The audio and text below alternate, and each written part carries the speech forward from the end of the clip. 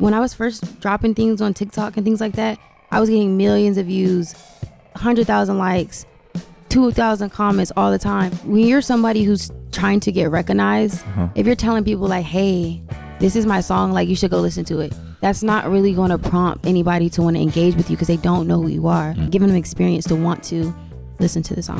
Yeah, once you start doing things that's not for yourself, like self-gain, you're doing it for the people, the culture, the community as a whole, you'll eat from that. You'll be blessed from that for sure.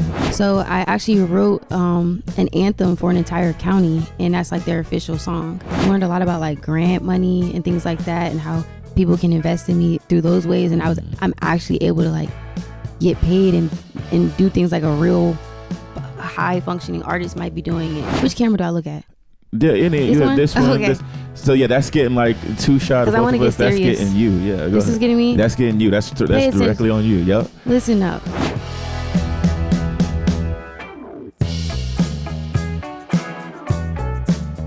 This is They're Good at That Shit, where I talk to artists who are killing the game, get their advice, their knowledge, and maybe we can all learn something from what they do. My guest today, around 200,000 followers on TikTok, Jayla Elise. What's going on? How you doing? What's going on? I'm doing well. What's going on? It's good to see you. How's it going?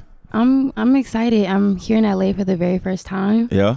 I'm here with some of my friends, my team, and I'm just excited to be here. Really. How's LA treating you so far? It's cool. I thought it was gonna be like, you see how it in the movies, it's all hot and the weather. I should have brought my North Face, but so far, like going to the different spots and venues, we've kind of just been experiencing the area, and it's been fun. So. Yeah, what spots have you seen so far? So I went to the outlet because I need some clothes. Okay, you know what I'm saying. And I came here, I had a show out.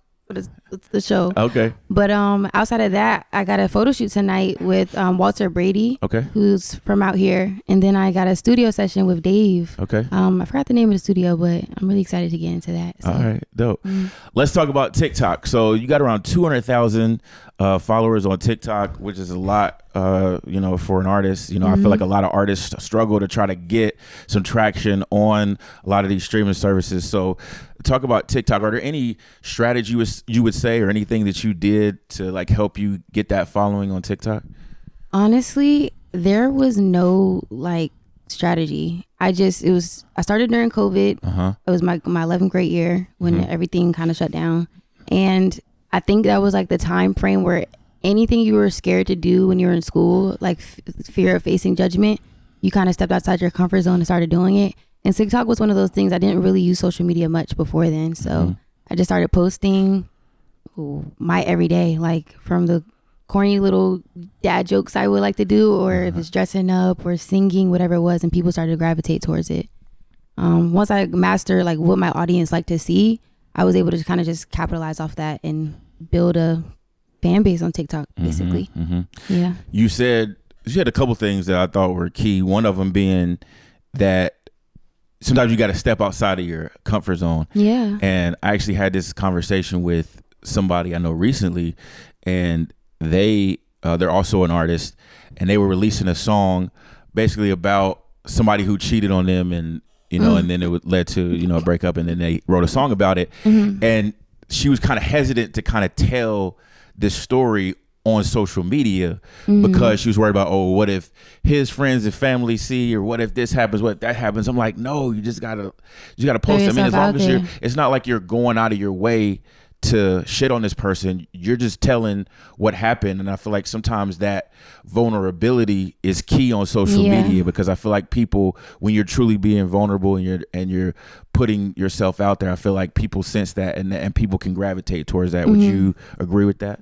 Yeah, I think like with any artist, any art form, whether you're a singer, you're a actor, things like being vulnerable and also storytelling. Like you have to be able to like tell a story, whether it's yours, someone else's, maybe if it's another perspective. Like you have to be able to, that vulnerability is what drives that connection. So I think it's really important. Yeah. And one of your videos, I think it's your most watched video, has like 4 million streams, was basically you telling a story, 4 million views. I mean, it's basically you telling a similar story. I'm not going to lie. I sent it to her. I was like, yo, this is what I was talking about. Like, you should have just been out there, just put it out there. You know what I mean? I think one thing I did learn, like, as being an artist is you do have to kind of protect some of the stuff that belongs to you. So instead of being so vocal about like actual stories of my life, I think I kind of pull from that feeling of what those stories had brought, and now I can talk about it in a million different ways. So instead of like me kind of dwelling on the same situations that I lived in, because that's challenging. Like if we're being vulnerable and we're talking about our real life experiences, like it gets tired. Like everyone's dancing and jamming to it, and it's like, yo, like you don't know what I was going through. Like what are you talking about? But I think now it's to a point where I can actually just take the feeling of whatever I felt in that moment or whatever someone else was feeling in that moment and just put it into words. So. Okay. So on TikTok, you kind of during the pandemic, you were on there and you just kind of started to see what people were gravitating to. I think that's another thing. I feel like when I was talking about key things that you said, I feel like that's one of the key things in that noticing kind of what's working. And I feel like a lot of times I've had this conversation also with somebody, and people like, oh, that video did well. Okay, what do I do now? It's like, do some of the same shit you were doing before. Like if it was working before, like don't stop what works. You just enhance on what's not. I also think that I have a really, really good team. So they've been, Barzini family, I've been working with them for the last 2 years, and they've been able to kind of like help me shape what it means to create things that aren't just for you. So when I'm struggling to figure out, okay, I don't know what to post next, I don't know what to do next, I have to really tap into what can I connect to with my audience, and how can I deliver it for them? What is the type of stuff that they like to watch? What is the type of stuff that would make them feel connected, feel engaged, want to keep being engaged? And when you keep doing things from like how you think you should do it, you're gonna run out of ideas. You know what I'm saying? So yeah, no, I think that's key too, is kind of paying attention to what the audience wants and what the audience is tapped into. I feel like that can apply to other areas too, of like doing music in terms of choosing covers for your set, for example. Like I feel like some people do cover songs that are these like random obscure songs nobody's heard, and it's like, what's the point of why are you singing it? Yeah, what's the point of doing a cover? I feel like the point of doing a cover at a show is to like engage the audience and like give them something that they know, so they can like, because a lot of people might be hearing you for the first time at a show and they might not know. So if you give them something that they know, then it's like, okay, now I'm dancing, I'm feeling good, I'm having a good time, I'm enjoying the show. You know what I mean? But sometimes, I'm not gonna lie, a lot of times when I perform live, I don't really do covers. And it's not, there's a select group. I have my people that know my music, and then I might step into a new environment, a new entirely new demographic where they don't. Yeah. And I think the cool part is they might not know the song, but sometimes they feel like they do. So you just have to like, I guess there's a certain level of confidence you have to have behind the words you're singing for people to feel like, I don't know if I heard this or if I did, but like I think I've been here before when I heard this. I don't know. So you mentioned having a team, and I want to talk about that because I feel like a lot of artists would love to have a team, and it's one of those things that maybe they don't know where to like get a team, how to go about getting a team, and then maybe they're worried about money, like how do I afford a team or whatever. So how did you kind of go about, like how did this relationship come up with the Barzini family, and how did you kind of assemble this team, and how did that? I'm not gonna lie, I didn't assemble the team. The team already kind of like had a foundation. But back in like 2022, 2023, when I was posting a lot on TikTok, I was posting this song of mine, and it was blowing up. It was going crazy on the social media platforms. And one of the managers that was working with Barzini family, I guess they heard it, they saw it, and they liked it. And as well as Major, he's standing back there actually. He produces a lot of the music for our team. He also got a chance to hear it, and they really liked my sound. Okay. When they brought my music to the team, I guess they already had artists, and they were kind of like preoccupied with them, so I wasn't like a priority to like invest in or engage in at the time. Up until I guess like 6 months later, when they finally got AB, he's the CEO of the company, to actually listen to my song after like pushing it off for some time. He heard it and he was like, yo, like we can move forward with her pretty much. So from working with them, after the minute I sat down with them at the table, I kind of saw the vision like instantly. I didn't really have that many offers prior to me stepping out into the music field. I had a couple labels reaching out or like people trying to work with me, but it was something about them that kind of stuck. My dad came with me on that meeting, and he is usually like very, very overly protective, like no sweets, you can't do this, sweets, I don't think that's a good idea. And he kind of gave his stamp of approval. So nice. Since working with them, I learned a lot about like artist development, like media training, like how to actually sit in front of you and have this conversation that we're doing, how to dive deeper into my songwriting, how to correlate my personality but make it corporate, make it business, like make it sellable. There's just a lot of different things that teams can teach you that you might just not learn on your own. Sure. Yeah. I want to go back to something that you had mentioned earlier about, you know, your song going crazy on social media. Was there anything specific that you did or anything like, or any tips for kind of incorporating your music into social media content? Because I feel like that's a struggle for a lot of artists. It's like, how do I, you know, cause it's like, I feel like over here, you know, there's just kind of generic content and like hopping on trends and things like that. And then over here, I'm just like, I'm kind of talking about my song, but I feel like kind of marrying the two is difficult in terms of like, how do I, you know, make something that could be popular and could gain some steam, but also incorporate my music into that as well, you know? Yeah, I feel like that really depends on where you're trying to come from, because like when you're somebody who's trying to get recognized, if you're telling people like, hey, this is my song, like you should go listen to it, that's not really going to prompt anybody to want to engage with you because they don't know who you are. So one thing I've learned, especially when it comes down to like marketing myself, is that it's very secondary, like secondary marketing. Like if I'm going to talk about my song, I can't be talking about it. I have to give them a secondary reason to want to listen to it. I posted a video about last year and it went crazy. It had like 1 million views. And it was with my little sister. And my little sister, I just happened to catch this really genuine moment of her like hyping my song up and listening to my song. And as a big sister who has 3 younger siblings, you look at that and it's like, wow, like they really look up to what I'm doing, or they really like the stuff that I'm doing. And from that video, like people were like, oh my gosh, like look at her supporting you, like we gotta go listen to that song, or like we gotta go stream that song. So I didn't tell them like go listen to this song, but they're watching somebody else and engaging with the song and loving it, so it makes them like, oh dang, like let me go show that same type of love. So you just have to learn like your audience, who's watching you. Stop trying to spoon feed a song. Let them experience, giving them experience to want to listen to the song. Okay. Give them experience. I like that. Giving them experience to want to listen to the song.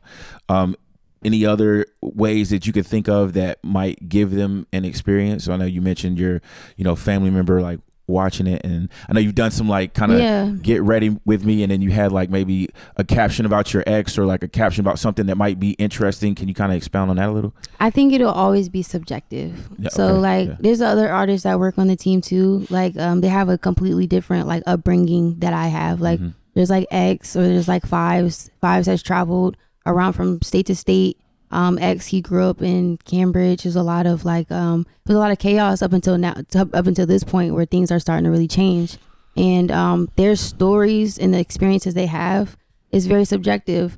The neighbors that they have, or the community they have, their how they approach content and want to create that like secondary content, it really just varies on your story.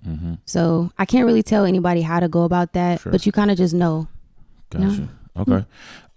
Also, I think one thing you mentioned earlier that I think was cool, was like, I think, you know, just kind of being open to feedback, because you mentioned the team and like how they've taught you things and you've learned things from them. And, you know, I think just being open to like getting that feedback and getting, you know, like direction from people who might be able to kind of help you and guide you and that type of thing? I'm not gonna lie, I was very stubborn. Yeah. Okay. I was very combative. Like originally, because I was doing things by myself at first, I kind of came in with this mindset like I know what I'm doing. But I wouldn't say it's necessarily humbling, but it is a good experience when you're able to like, okay, I can't see myself, so I should probably actually listen to other people can actually see what I'm doing. So once you're open to that, then it changes a lot of things for you. Whether and you mentioned songs going crazy, and you've mentioned to me before having millions of streams across platforms of different songs. Is there anything else that you've done, any type of strategies to kind of help get those songs to go? Oh yeah. So since I moved to Cambridge, right, I moved from Prince George's County, Maryland. That's where I'm from. And I started I guess doing like a lot of more in-person engagement when it came down to marketing my music. Okay. Like my team had me like flyering, putting posters out, word of mouth, passing out business cards, singing on street corners, things like that. And one time I was actually singing on a street corner. I did like a lot of open mics and things at like the DCA and stuff like that. So in Dorchester, well, specifically Cambridge, I was kind of singing on the side of the street. We used to set my speakers up and stuff like that, t-shirts and stuff like that in Easton, Maryland as well. And one of the community tourism center directors heard my music and she was like, oh my goodness, like I really love your sound. Her name was Holly Gilpin. And she was like, I want you to sing a song for our county. When she found out I actually wrote all my music, and it completely changed the entire narrative, because it was like, oh, can you write it too? So I actually wrote an anthem for an entire county, and that's like their official song. So and I didn't do that through like social media and posting. It was strictly through like these tourism centers or these welcome centers, because their whole job is to kind of like get people to see why this area, it brings opportunities, why this area is something you should come take your time and visit. And what better way to do that than through music? It's in a universal language. Yeah. So that's been very pivotal Cool. for everything I've been doing. I think number one, that whole situation just came from you kind of just being out in the streets, just being. You had to get in the field, like you want it or not. I don't know. But yeah. 100%. And then I think that's kind of an out of the box thing that I feel like not a lot of people necessarily think about, like working with a tourism center as a way to kind of help get your music out there is something that, like I said, I don't think a lot of people would have thought of. Great way to get paid too. Like, say what? It's a great way to get paid. A lot of artists, like when I was first dropping things on TikTok and things like that, I was getting millions of views, 100,000 likes, 2,000 comments all the time. And while visually from the outside looking in, it seemed like I'm pursuing my dreams, I'm accomplishing a lot of things. But if I'm talking like I want to do this as a career, I was not making anything from it, really gaining anything from it aside from like attention or like exposure, which is all good and dandy until you want to like, buy some food and, buy a car. So right. Working with the tourism centers, I've learned a lot about like grant money and things like that, and how people can invest in me through those ways. And I'm actually able to like get paid and do things like a real high functioning artist might be doing it. You know what I'm saying? So it's little things you learn when you're engaging with people in person. Yeah. That's interesting too, that you say that in terms of grant money. That's something I hadn't even thought of either. Like I didn't either. As an avenue that might be there for artists to take advantage of. Yeah. A lot of people want to invest in what you do, especially if it's not for, I guess, self-gain. We've been working with a lot of people in the community, Barzini family, AB, X, Major, Ashley. She actually sat down with me with my first meeting at the Dorchester community, the Dorchester tourism office. She sat with me there for my very first meeting with them. And once you start doing things that's not for yourself, like self-gain, you're doing it for the people, the culture, the community as a whole. Like when you do things like that, you'll eat from that. You'll be able to you'll be blessed from that for sure. So. Yeah, I love that. Definitely, as something that I believe in as well, is that when it's, less about you and more about the community and more about, the culture, blessed. your people. For sure. Yeah, then things will come back to you. Tenfold, yeah. Yeah. Mm-hmm. All right. Awesome. So any other things that you have learned, like working with your team? I think one of the most important things I've learned is like, one, they can't want it more than you do. Mm-hmm. Nobody can. So if this is something that you're deeply passionate, which camera do I look at? Yeah, this one. Okay. So yeah, that's getting like 2 shots. Because I want to get serious. That's getting you. Yeah. This is getting me. That's getting you. That's directly on you. Yep. Listen up. If you're around people or around anybody and you're very passionate about something, they can't be more passionate about it than you do. Nobody can want it as badly as you. And once you kind of step into that mindset, your opportunities are limitless. You just have to believe that. But you have to put the work in for it as well. So if it's your craft, you have to protect it physically. If it's your craft, you have to protect it emotionally. Who are you putting in your inner circle that could jeopardize your position? Who are you bringing around that might deter you from where you're supposed to be? It's a lot of layers, but you'll figure it out. Just want it badly enough. Yeah, you definitely said something key, is that like protecting your energy and protecting your ideas. Like I know a lot of times, life. Yeah, a lot of times if I have something that I'm excited about, I don't tell anybody about it, because people just tend to have a way of going like, that's like, it's whatever. Like, and then I find myself being less excited about it. And then I'm less excited to execute the idea, as opposed to when I just like start something, go do it. I just go do it. And like, then I can carry my full excitement and my full energy and like pour it completely into that project, because I haven't been, swayed from any outside influence. My team, they always tell me, they always say, just do it now and then say sorry later. I'm still like understanding that, like learning that, but like sometimes you don't have to really talk about it that much. You just have to do it, see what the outcome is, and then shit. Can I say that? Oh my gosh. The name of the podcast is They're Good at That Shit. So you can say whatever you want. It's all good. Yeah. Okay. Go ahead. Well, at the end of the day, yeah, like you just have to go for it. Do it. Whatever the outcome is, you don't even know. It could be the one. It could be what takes you to the next part of your journey, or it could take you back a few steps. But at least you know because you did it. So just say sorry later. Do it. Yeah. I would say you certainly have a poise beyond your years. You're 22 years old, right? Yes, I just turned 22 yesterday. Well, happy birthday. Thank you. Are you gonna sing Happy Birthday, Broadway B? Yeah, maybe a little later. Yeah. Okay. We'll do that. Okay. So yeah, you just turned 22. Like I said, I would say you have a poise beyond your years. Thank you. Like, what has that been like? Kind of being 22, trying to navigate, music and that type of thing. It's crazy. It's so funny when people ask me this question, because I feel like I'm like every other 21-year-old, 22-year-old. Like, I guess like mentally, I think my actions may say otherwise, because I think I am in a great position to be able to do what I'm doing every single day. But like, I still battle like the internal conflict of like watching my peers doing things a certain way, or might be enjoying life in a certain aspect. But I don't think I would trade where I'm at for the world. I think I'm very grateful. Just life. It's a lot of navigating when it comes down to friendships, relationships, your livelihood. It's just a lot, but I'm here. I'm thriving. Yes. I'm doing good. Let's go. I'm doing well. All right. So you mentioned, an important aspect of the game is giving back to the community culture. You have a nonprofit? Are you involved in a nonprofit? Or what? Yes. Yeah. Okay. So I'm actually in the process of starting a nonprofit. Okay. It's called The Elites. Okay.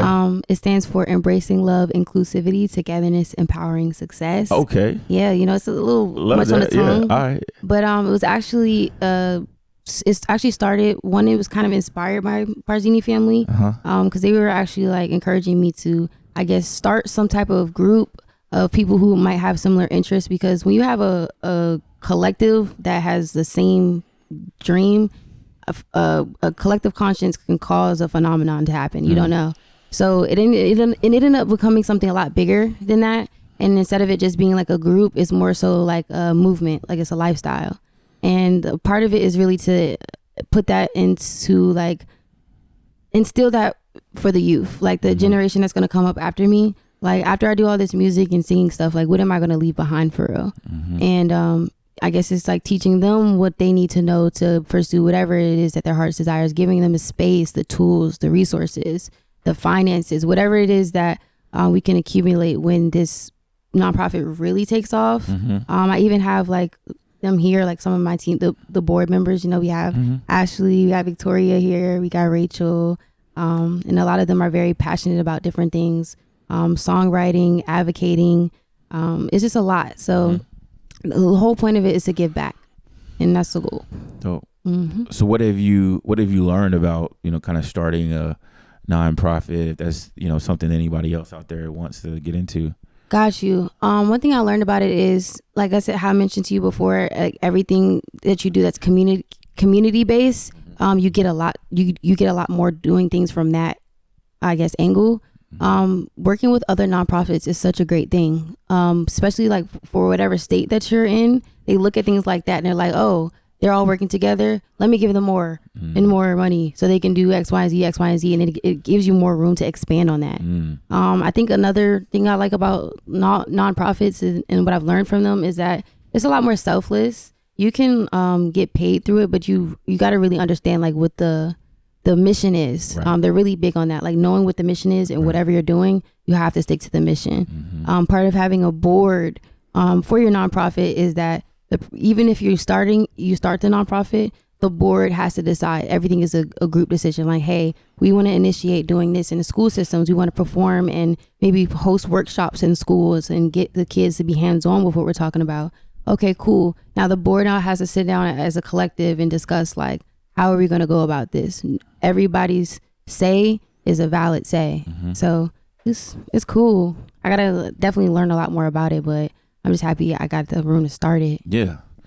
No, that's a part right there, because you know, a lot of times people get afraid of what they don't know and they never take that step to even start something. So, you know, the fact that you're diving in there, getting it started is amazing. They wasn't listening the first time when I said, just do it now and say sorry later. We had to put it back in there. Yeah. You want to edit this, they got to put that back in there. Yeah, no, totally. Okay. Are there any resources, like you mentioned having a team and they've been a resource for you, any other resources, or, you know, whether it be courses, YouTube channels, videos, anything, books, anything that you would say that you've used to kind of help you, you know, get good at this shit? I won't say books because I always start it and like after chapter 2 I don't finish the Okay. book. So that's not the one for me. But I will say I didn't really watch much like YouTube videos or tutorials of other people doing it. I really think, I don't know how, like I don't have like a formula or anything, but I just literally landed in these positions with these people. And you really just get in the field and it's trial and error. Like when you find what works for you, you stand on that one and you keep going with that one until it's not working anymore and you have to change your direction.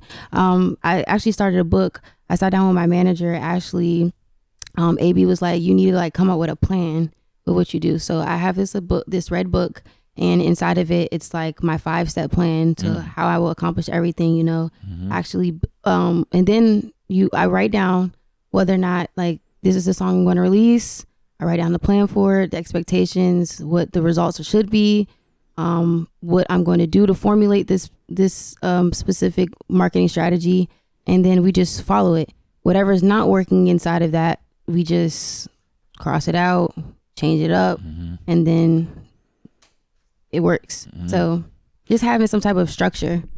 For sure. You mentioned marketing strategies. Was there any other kind of strategies that you would point to that you would say maybe helped you have some success? Just consistency.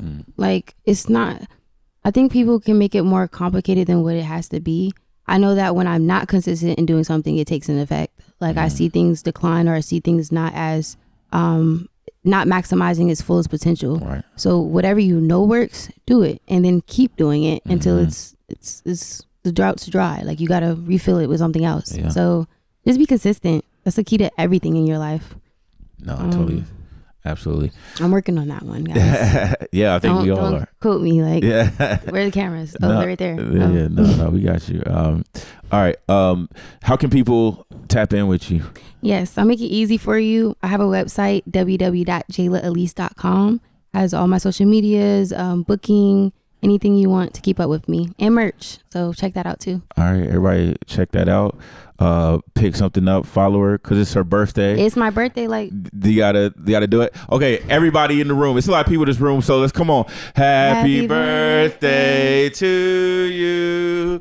Happy birthday to you. Cha cha cha. Happy birthday, dear Jayla. Happy birthday to you. And many more. Yeah. Thank you. All right, Jayla, thank you so much for joining me. Thank you for having me. Appreciate you coming to LA and hopping in on the podcast. Hope you have a great rest of your trip. Great birthday week. Thank you. And wish you the best. Thank you so much. All right. Appreciate you. Hey, what's up, y'all? It's Broadway, the host. If you got something out of the episode, definitely go ahead and hit the like button. Also subscribe and turn on the notifications so you can get notified whenever we drop new episodes. If there was something specific that you learned or found interesting, put that in the comments. Also, if there was something that you thought you were going to learn more about, wanted to hear more about, and you didn't, put that in the comments as well. We can use that to make these episodes better going forward. Thank you again for checking out They're Good at That Shit.